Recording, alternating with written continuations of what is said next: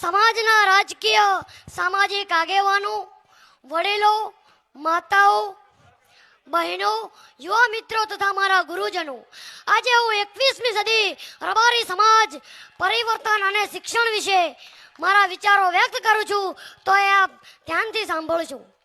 સમય બદલાય છે, દુનિયા આગળ વધે છે, પરંતુ જો સમાજ એક જ જગ્યાએ ઊભો રહે ને તો તે પરંપરા નથી રહેતી, એ બોજ બની જાય છે.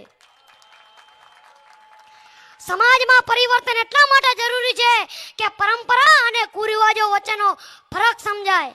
સમાજમાં પરંપરા એ સંસ્કાર આપે છે અને કુરિવાજો સમાજને ખોખલો કરે છે. પરિવર્તન એટલા માટે જરૂરી છે કે દીકરીને ભાર નહીં, ગૌરવ સમજવામાં આવે અને શિક્ષણને ખર્ચ નહીં, ભવિષ્યનું રોકાણ માનવામાં આવે. હિન્દુ ધર્મમાં રબારી સમાજ એ કોઈ જ્ઞાતિ નથી, આ એક સંસ્કૃતિ છે. આજે 21મી સદી એ જ્ઞાનની સદી છે.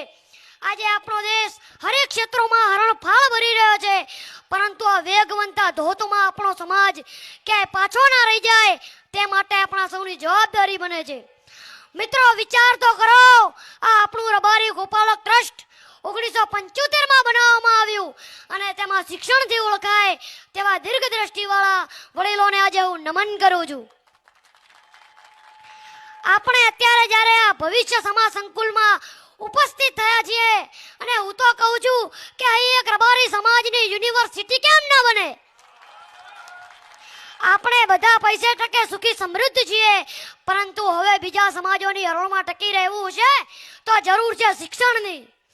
આપણી સામે ઘણા બધા પડકારો પણ છે, પરંતુ પડકારોનો સામનો કરવાની શક્તિ પણ આપણા ખમીરવંતા સમાજમાં છે.